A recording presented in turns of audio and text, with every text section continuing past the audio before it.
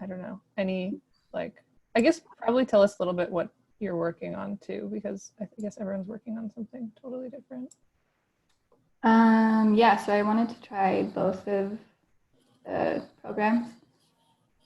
And I kind of wanted to experiment with like pulling color from the drawing and then like putting it back in, because I'm probably doing um like getting like a planting palette out. And so yeah, just like the brush, using like the Photoshop brush as kind of a paint technique.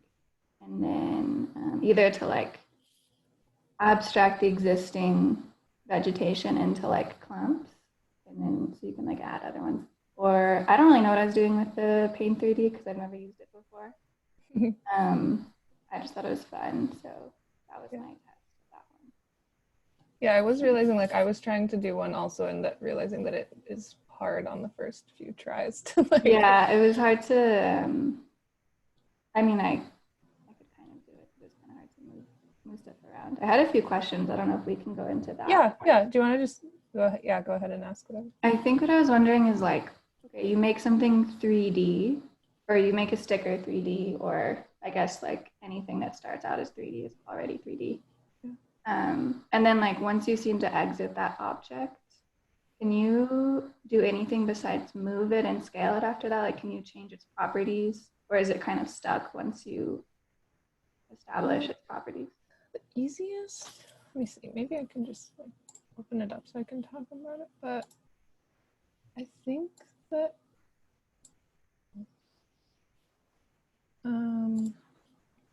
the easiest thing to do is to just like replace the sticker.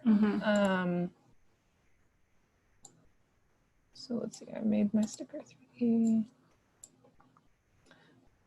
You can, basically your options are to, once you have the sticker in 3D, like magic select it, or to just get a certain part of it. Also, I forgot to like just talk about that if you want, you can put in a PNG with the transparent background like I have here.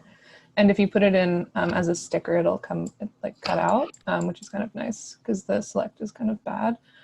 So you can do that, or you can just erase it. So there's, or I guess draw on it or erase it is all you can really do. But if you want to like apply it to an object or something, you just have to, well, like make the object and then just go back to the stickers and like restart and get another version of the sticker. What about like, so I drew a squiggle and then I left it alone, and then when I went kind of back in 3D view, I don't think I can like move its vertices anymore, or should I be able to? Okay, was it a 3D squiggle or a 2D squiggle? It was 3D. It was just like that first one. Okay, so you should be able to still move it when you select it. I don't see why it wouldn't have like this scalability. Yours was like stuck somehow. No, I mean I couldn't like pick up one of the corners again and like. Oh, I see. Right. Done. See, I thought you were able to do that, but right. So when you first draw it, you can kind of pull the corners. I can't remember if that's possible. I feel like it might be stuck, which is a little unfortunate. Yeah, I'm pretty sure it's stuck and you end up having to redraw it. Which kind of stinks. Yeah. Okay. Is that all you were wondering about? Okay.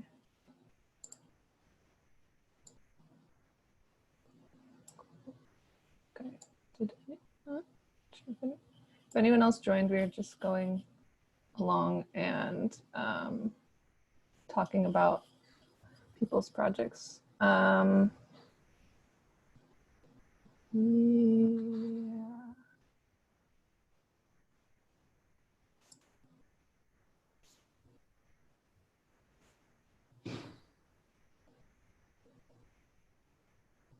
And then the one on the left you did in Photoshop? Yeah, that one was pretty quick. Right. I was just playing with brushes. Right. Nice. It looks like strangely painted, like or like sponge painted. Mm-hmm.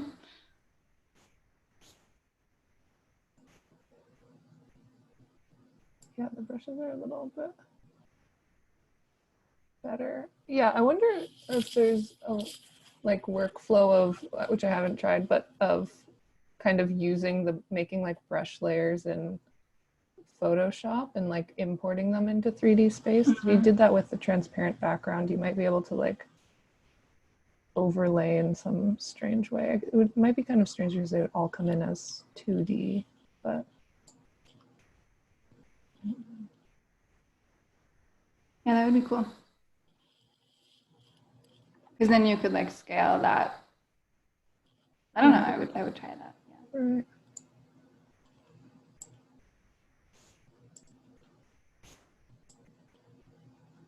Yeah, I was wondering, I didn't mention it at all, but I was wondering if anyone tried to like bring in like actual sketched things. And because I think you could also, sometimes the sketching with a mouse becomes kind of hard, and you could start to like layer in stuff that you've drawn and just sort of like deleted the background in Photoshop and then layer that in. But I'm not sure if that's helpful because it's like less digital somehow. I don't know.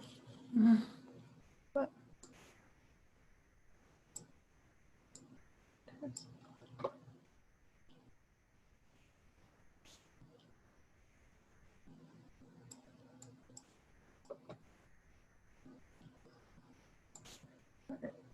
it's kind of weird to switch back and forth between like looking at the screen and being able to actually see people. Okay. Minsung, did you fix your microphone or are you mute forever? Is it working? I don't know. Yes, it's working now. Okay, great. Yeah, sorry, something wrong with my computer. But let me get to the Miro board. Is it my turn? Yeah. Okay. So I was just playing with the brush on Photoshop, and what it essentially is just a Google Maps screenshot. And it's a site in Peru. I'm doing a research there, and the main focus there is the water and the mode of agriculture. So I was just trying to kind of blob out everything except highlight that water path. One thing I did notice that I thought could be better is that for me to rotate the brush, I'll have to manually go into brush settings, rotate it a little bit, and then brush stroke, and then rotate it a little more again, and brush stroke again. Mm-hmm. So maybe that's more smooth if I have like a tablet or something. I don't know if that's a feature that's supported in something like that. I'm not sure. Yeah, I know how to do like to make the brush random, but I don't know a faster way of sort of rotating the brush. Yeah, I did notice that sometimes it would like randomize some of the turns if I'm like clicking it multiple times, and that was kind of helpful. Is that a setting in Photoshop I can control? So let me see, I can open Photoshop.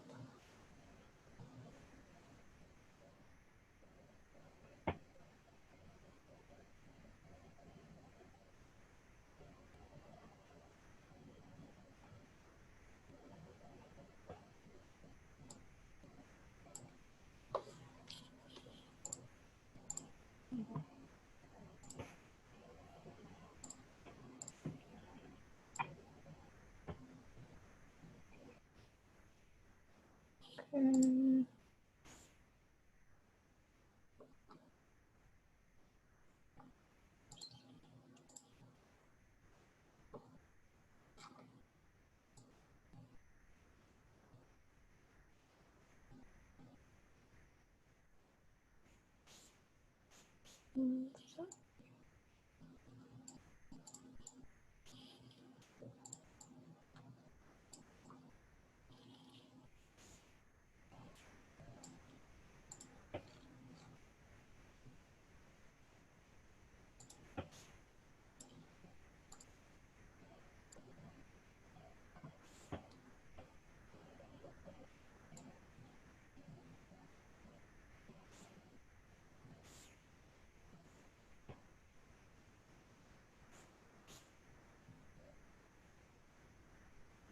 Yeah, so I don't know this is necessarily helpful. You can basically make it Okay. random, but it's still kind of going in a pattern just by going to the like brush settings and using Uh-huh. the like jitter and scatter.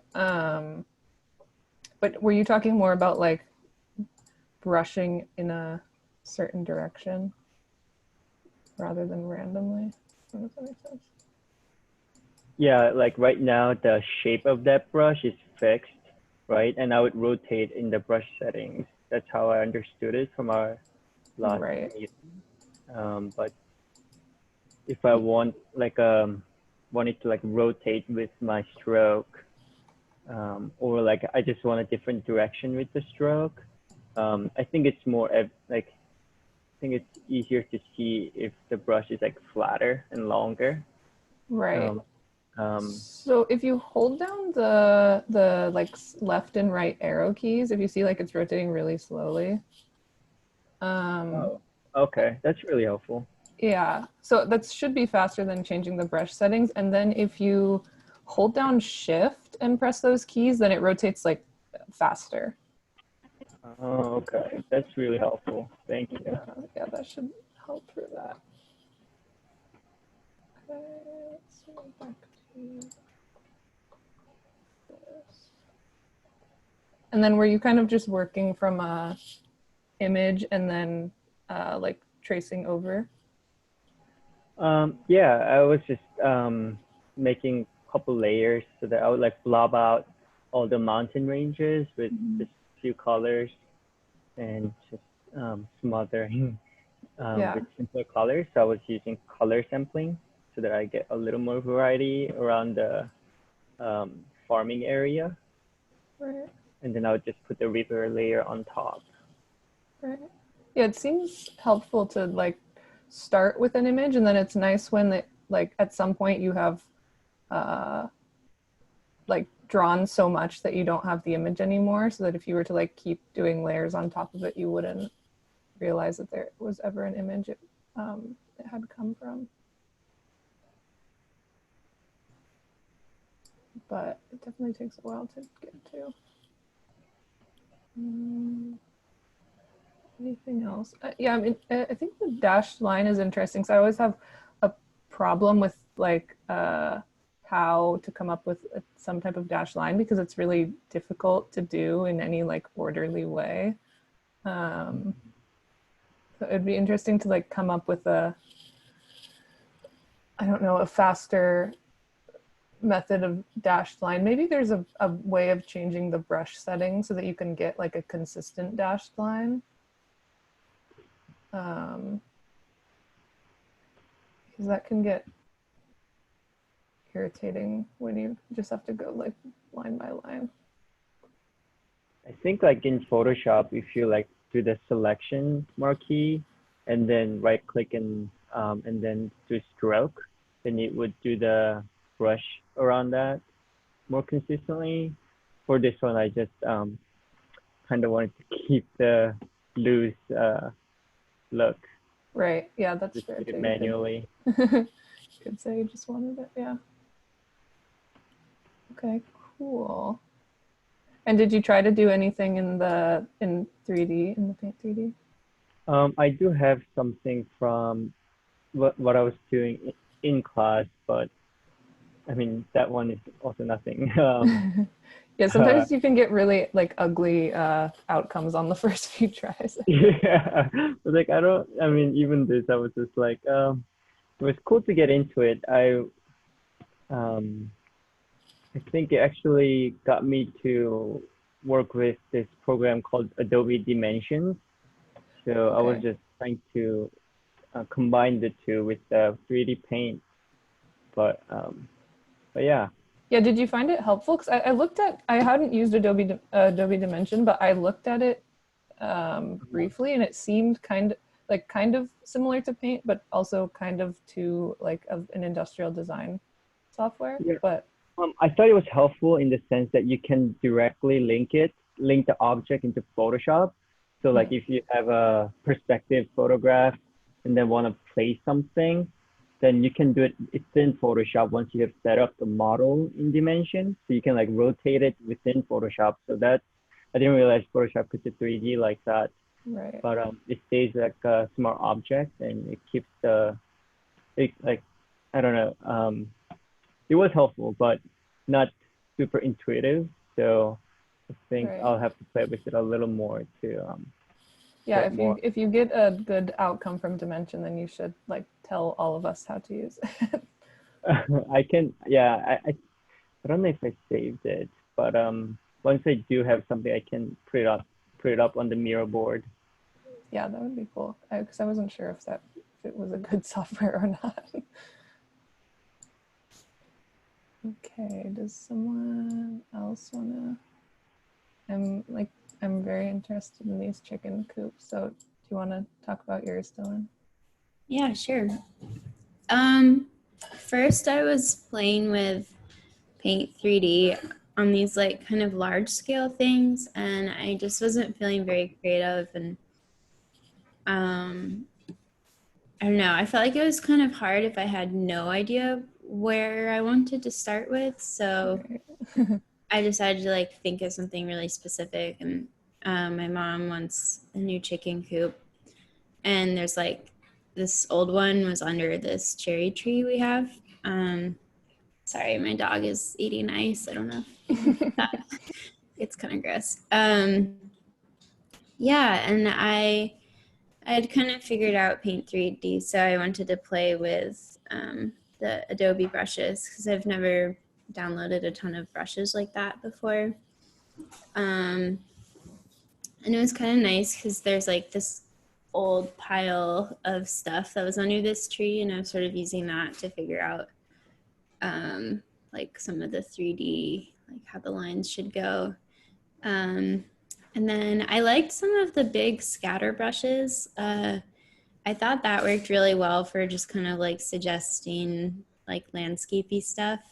So I kind of had fun with like figuring out how to do more like concrete elements and then kind of more suggestive things.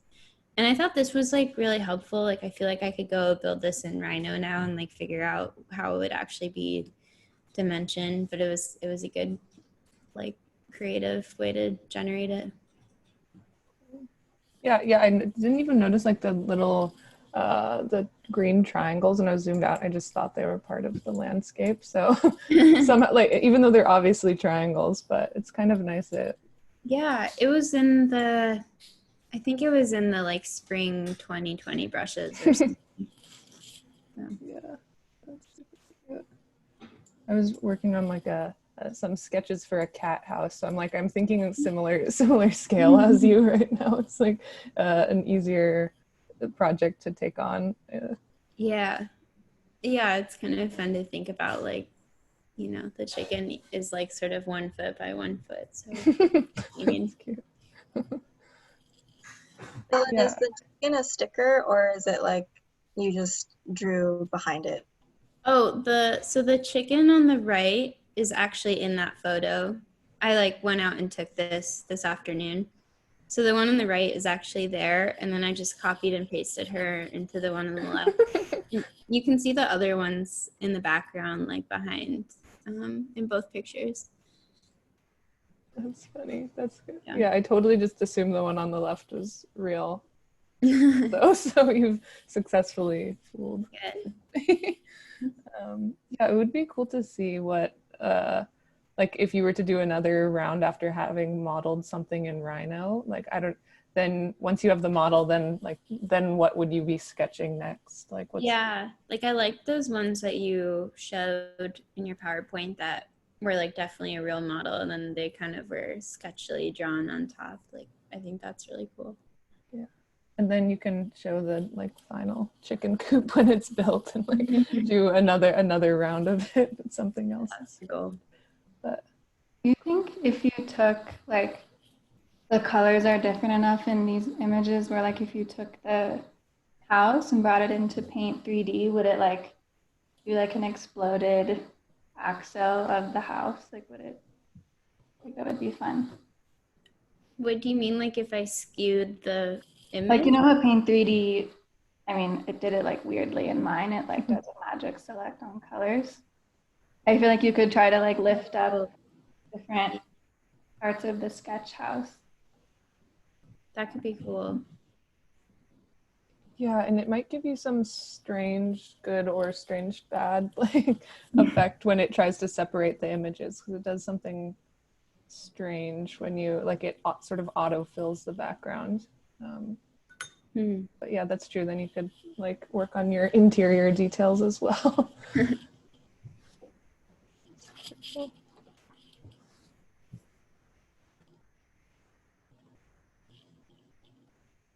And you said all the brushes were in Photoshop.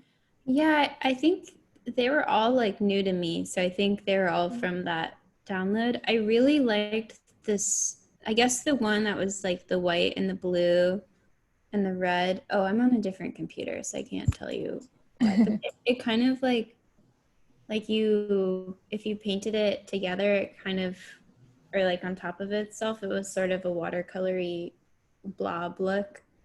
Right, yeah, that's what I was just noticing when I like zoom super far in. I'm like, it looks, the texture is totally believable that it's like somehow painted on paper. Yeah, it may have been called like watercolor on paper or something like that. It's funny. Yeah, then it makes me wonder if you could, like, if you would do anything to the background at all to make the backgrounds look any more watercolored. You could like go either way, make something sketched look more real, or like make the backgrounds look less real. Yeah, I also used, there was this like jungle brush and I used it on the left. Because I was covering something, I don't remember what, on Oh, yeah, the left side here. that's nice. Yeah, I really like this sort of digital real plants that's going on. It's pretty cool. Yeah. Cool. Well, I wish the class was a little longer so I could see the results of the chicken coop, but I'm betting you probably won't have time to build it so fast. Yeah, it'll be a while. Okay, mono. Do you want to tell us what you're working on? I have like a lot of cables, a lot of cables, and we always like put them in boxes or something, but they're so like seen as hideous. And I was trying to find like a fun way that they would be like they would look nice, because they're colorful and full of lines. So I was just like sketching an idea, like kind of a flower vase.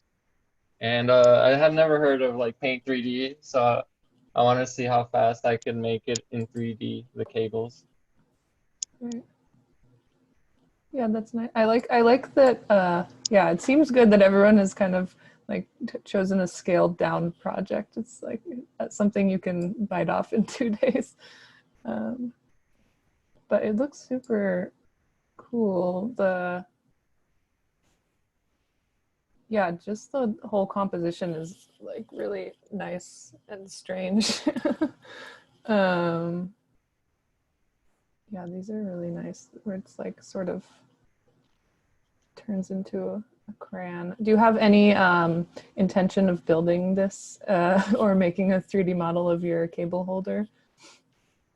No idea. No idea. Just wanted to test the Paint 3D out. Yeah. Yeah, yeah, because now it seems like it could be a good project for making a like sort of sketch real life model with some vase and some cables, and seeing if you can like somehow get that into an image.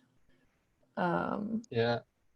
I have a question, which Yeah. is like I know that we can group different 3D objects into one and like ungroup them, but can we do that with like brush strokes or drawings? Because like I wanted to like be able to click like the blue line, for example. I can't do that, right? Or Right. So you were probably drawing on like when you opened Paint 3D, you were drawing probably on this like white rectangle. mm-hmm. Yeah. So the weird thing is that um yeah, when you draw on this rectangle, it basically treats it like a drawing, and then it gets stuck on it. Where if you draw, let's see, how would you set this up? If you draw in 3D, you can sort of edit it individually, but the problem is then you kind of always have 3D looking lines. Yeah, for the way that you're working, it probably, like, Photoshop would definitely make more sense for editing it, because I don't think there's any way you can edit the individual lines, but you probably have the maximum number of things you would ever want to have in Paint 3D, because there's sort of a limit when it's just like too complicated that you and you can't edit it. But yeah, I don't know, there's something interesting about it. Like, you are forced into a way of working where, like, you have no sort of subtractive options. Like, you can only kind of add more layers to get rid of things that you don't like anymore. Like, kind of, like, closer to a painting, you can't really erase the paint that you've already put down. So I don't know, I think it could be like a productive problem that you just, like, you could, I don't know, keep working on this same image and redo it a few times over, Yeah, but without ever being able to erase anything. yeah, even like the little red dots that are lying around is like when I just messed up and I just like erased with the green. So yeah, like a painting. Yeah, I don't know, I think it somehow works really nicely to have just the right amount of like small problems everywhere, that it kind of like evenly looks good to have so many small problems. But yeah, and the shadow is super cool too. Nice.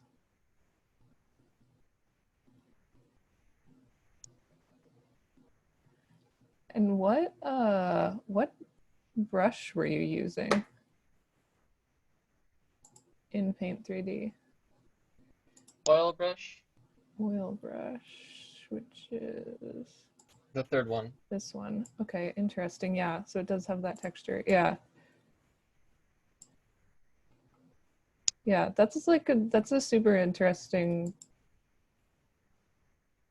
brush, because it just looks so like it's trying to be real, but it looks just like so fake that it's kind of nice. Yeah, like here it actually kind of looks like you've been layering up paint when you do a couple of colors in a row that are similar. So nice.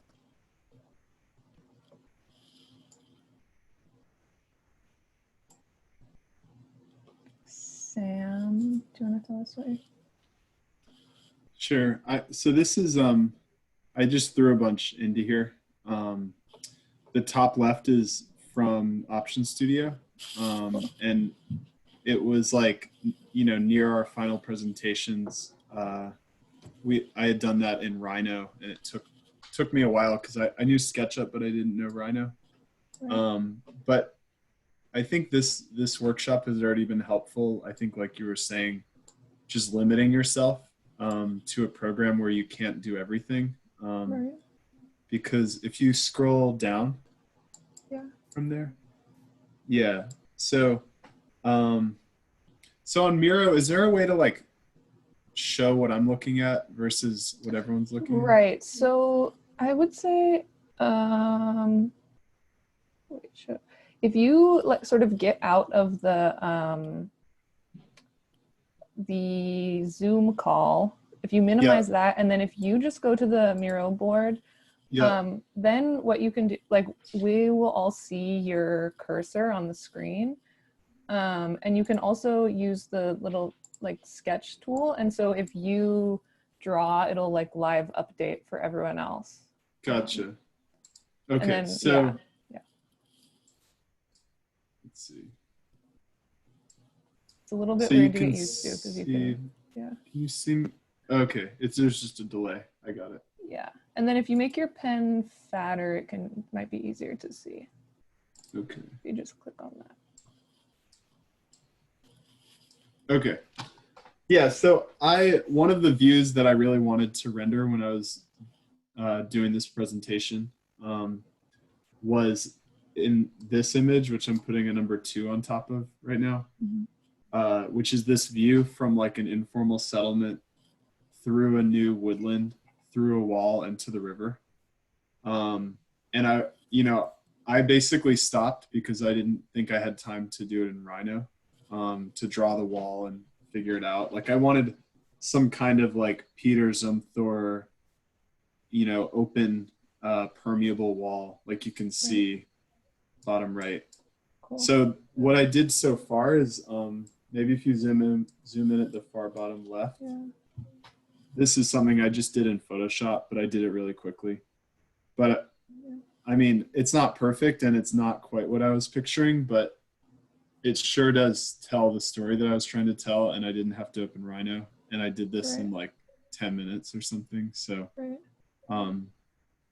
yeah, so I think it's just an interesting point about limiting yourself, like you do with a real sketchbook and a pen.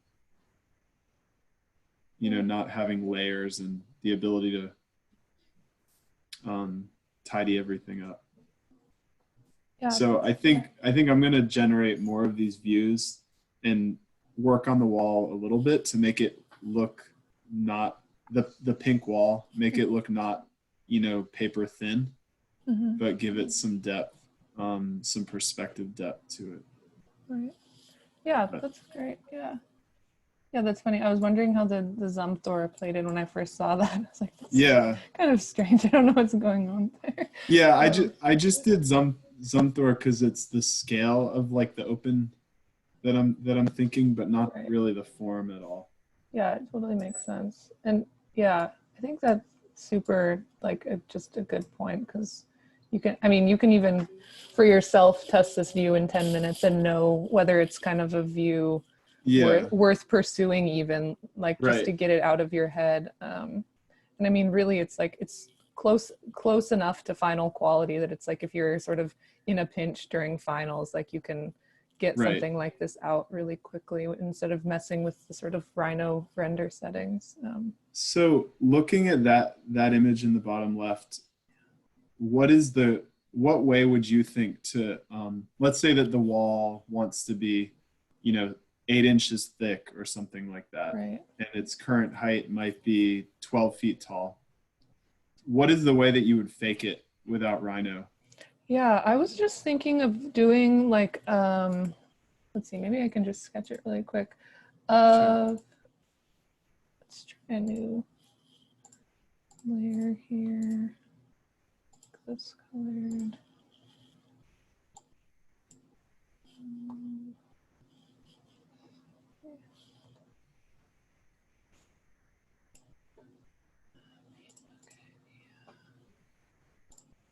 Okay, so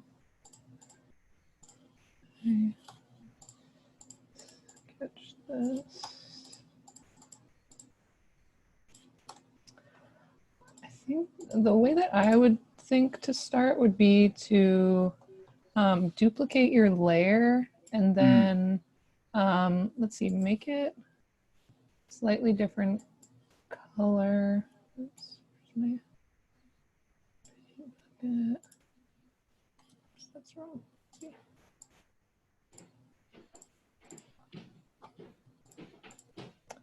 Oh yeah.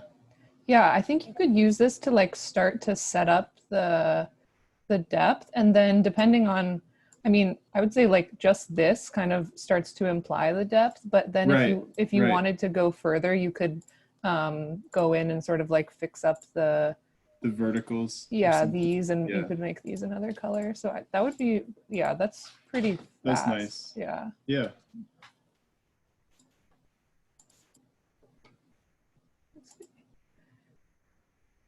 Cool.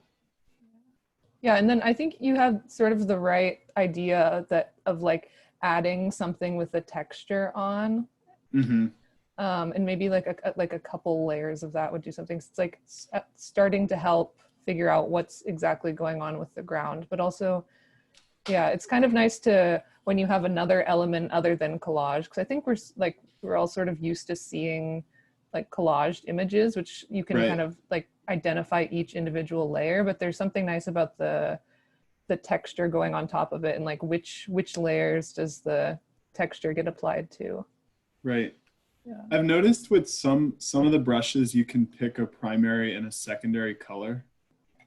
Do you know what I'm talking about? Yeah, I actually have never done that. I think it was like maybe one of the old school like maple leaf looking texture. Interesting. I didn't do it on this one, but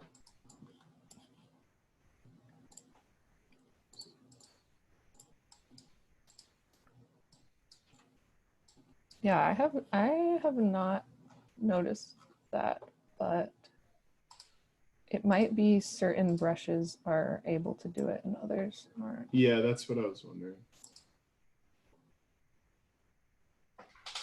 Yeah, I don't see the one I used to use on an earlier Photoshop, but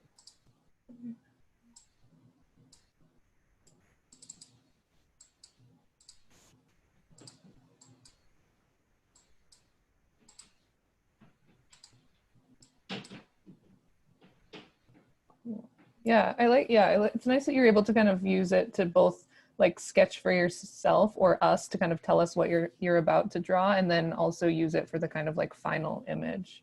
I think Yeah. it seems useful, especially, yeah, because probably like we're gonna all end up just drawing on Miro like this. Like it's yeah, nice to at least have some things that are like pre-drawn. Otherwise, you end up in conversations where you're just drawing on top of everything. right. But cool. Yeah, I'm Thanks. excited to see how that turns out. Okay, Connie, I was already watching your video earlier, but I'll just get here.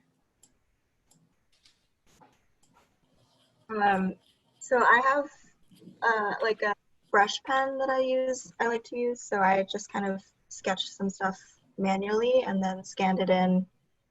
So all the trees are drawn from like a brush pen. Oh, cool. And then I put them in 3D as a sticker and was just playing around with like placing them at different depths and just trying to get used to Microsoft or Paint 3D, and then like also playing with some of the options that they have, just like the moon and the cat, and just kind of trying to create a scene, kind of like a diorama situation using Paint 3D. And then also realized I was just like playing around mostly with Paint 3D and realizing that you can save things as a video. So then I was curious about what does that mean. So you can save it as like a MP4 or a GIF. And then like there are different settings between like saving it like just like a turntable or having it like jump around, and you can change like the speed and stuff like that. So yeah, kind of just playing around with mixed media, like bringing stuff in from hand drawn, and then how does it play off like in Paint 3D. Yeah, the video is like super creepy, mesmerizing. Yeah. Like, I think I've watched it like already 50 times before this.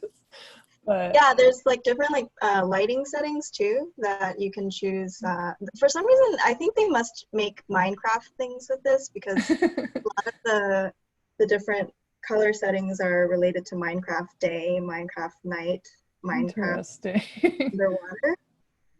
So it's really weird, but yeah, mostly it's just like me playing around with the program and seeing what sort of things that you can make. I did find it, well, you already talked about it earlier, but it was kind of frustrating when you like drew something on the white canvas and then you can't like go back and edit it. So it's nice, I realized, to like just have things as like a 3D sticker so you can kind of continue to mess around with it.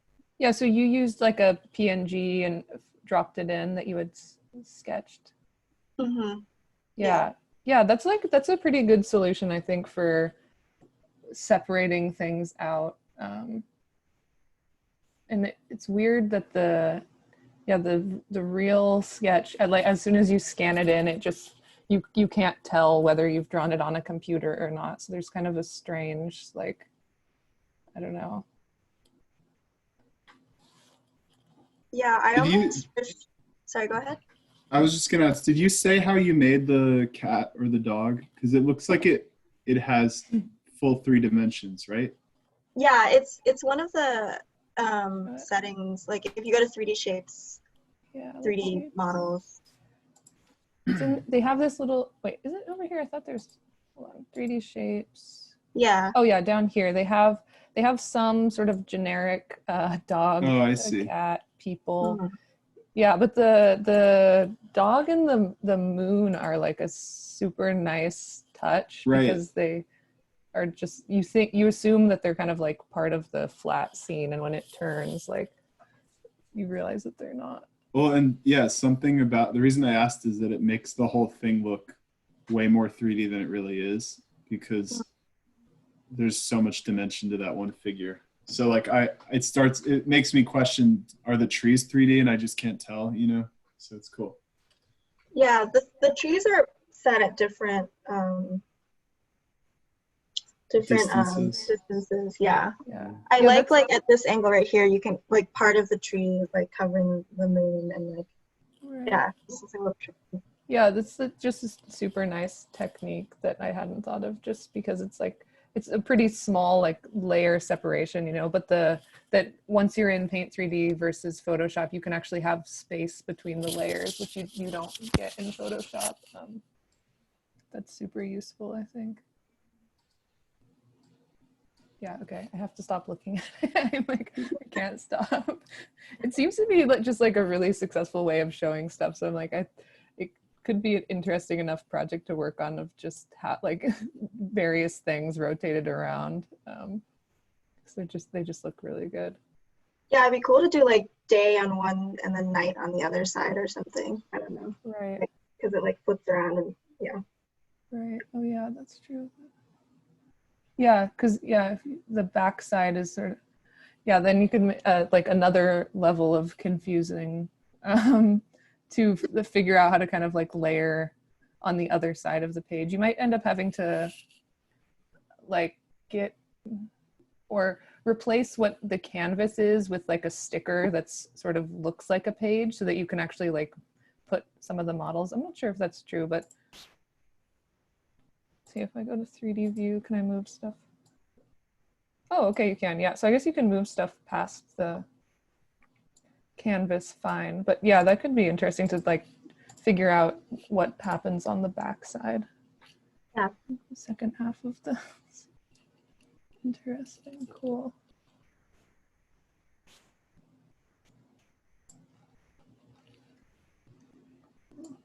Okay, I'm sorry, can you remind me how to pronounce your name one more time? Me, Kira. Kira, okay, thank you. I just did this really quickly because I didn't have much time, and I think one of the things I'm interested in with like the brushes and with 3D paint is how to just like really quickly communicate things, especially with like desk crits and everything. Right.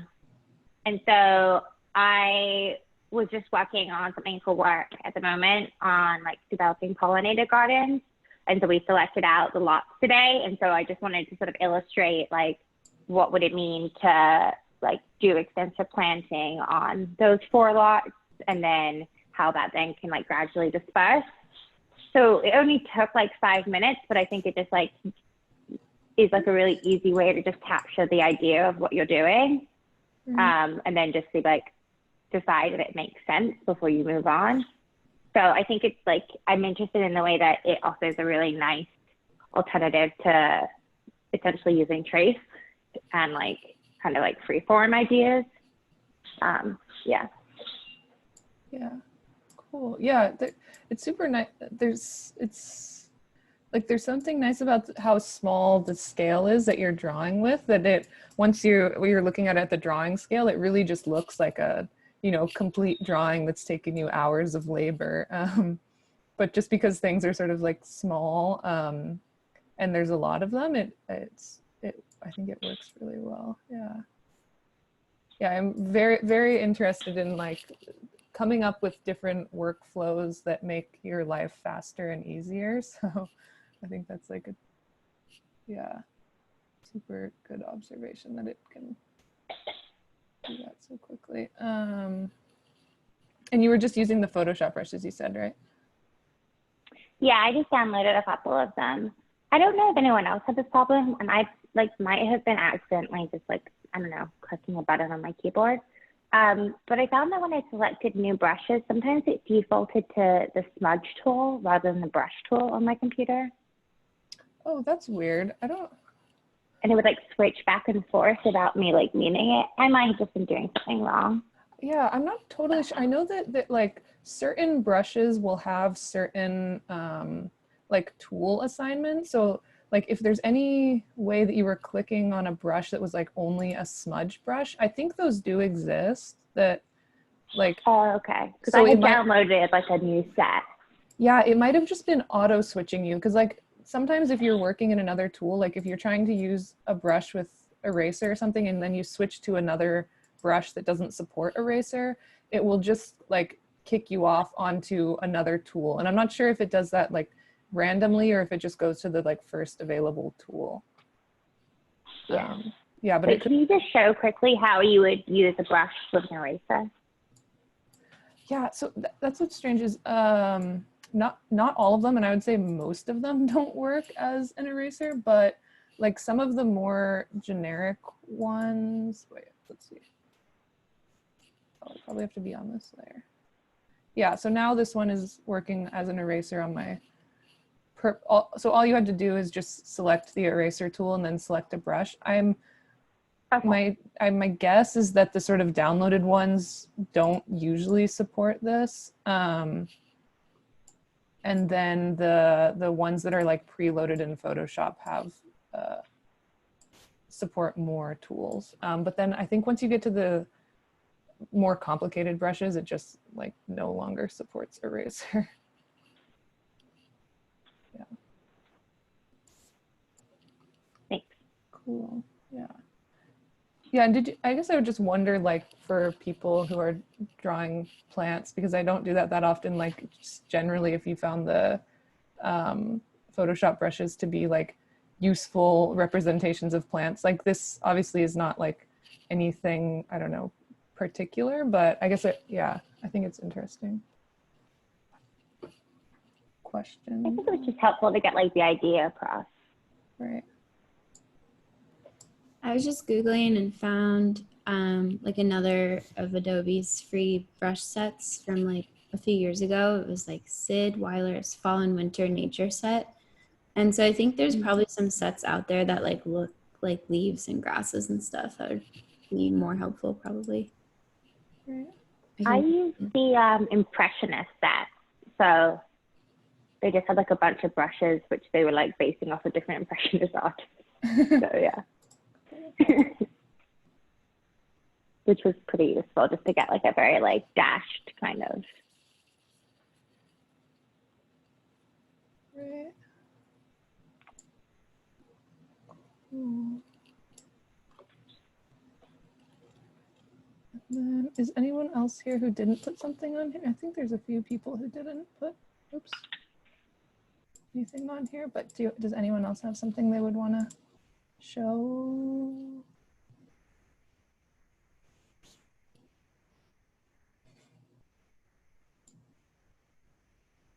No?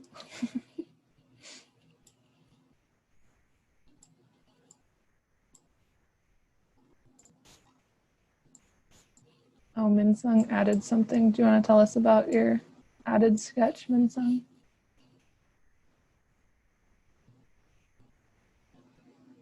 It's disappeared.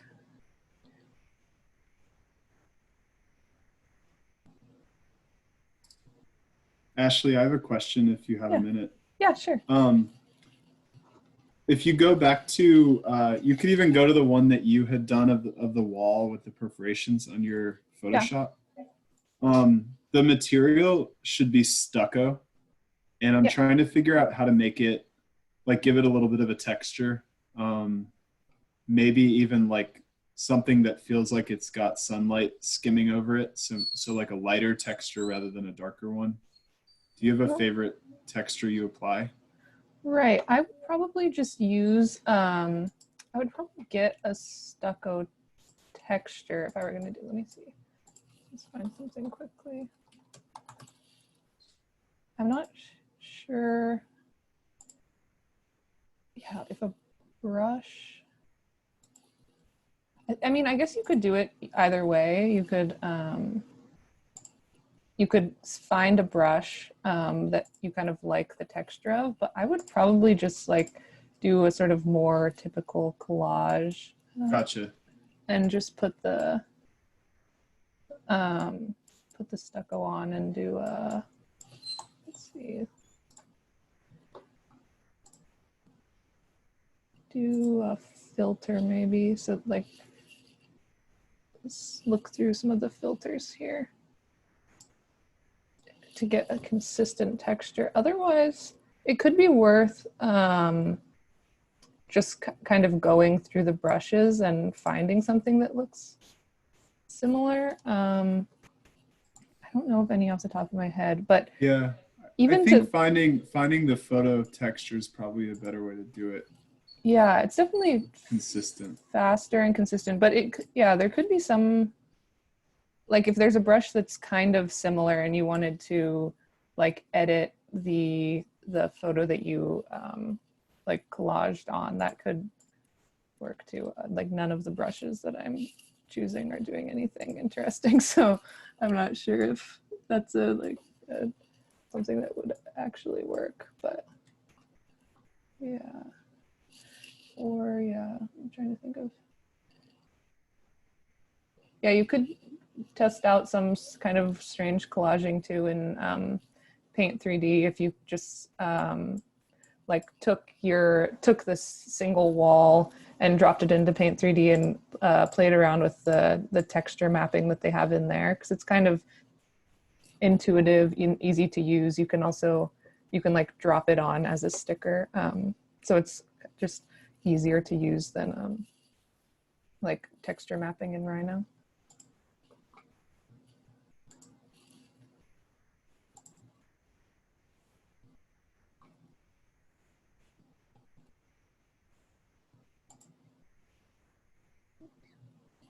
Where did my script go?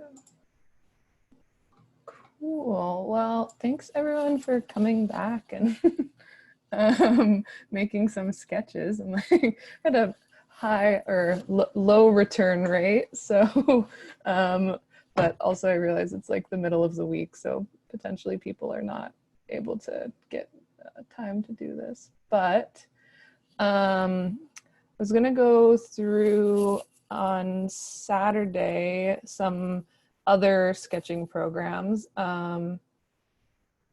and also model making. So if you there's an app that's pretty easy to use called Clone that for 3D scanning models, and I'll send out instructions because there's a couple you basically just need a printer. So if you don't have a printer, it might not be that interesting, but you can also sort of, I guess just be thinking about if you want to make some model out of stuff around the house. I don't know if it's if people are in like a position to make models, but I sort of put together some like models for my last studio of just like stuff around the house, and then kind of like starting to collage and sketch on them. So I think it could be a useful way of working, but I'll show that in the tutorial on Saturday. Sorry, what do you mean by you need to have a printer? Like just any printer, or? Yeah, it's so the program, you on like an 8.5 by 11, you print out basically like a giant QR code, and the app uses that to understand where your model is. I guess that's worth saying too. So I'm first of all not sure if people still have 8.5 by 11 printers. So I guess there's if it looked interesting, I think there's probably a way to get something printed, but at like a FedEx or something too. But so the model just has to be pretty small that you put, or it has to be as big as your little QR code thing. So if we had access to plotters, which we don't, you can go larger, but the model would kind of need to be contained in an 8.5 by 11. Yeah, I think you need the thing to scale.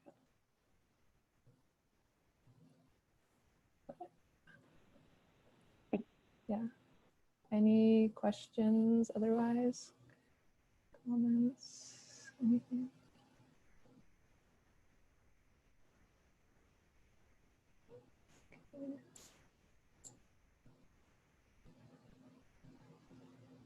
Well, I am looking forward to seeing what other sketches come out of this. So hopefully on Sunday we can talk about the sketches again on Saturday I'll do the tutorial. So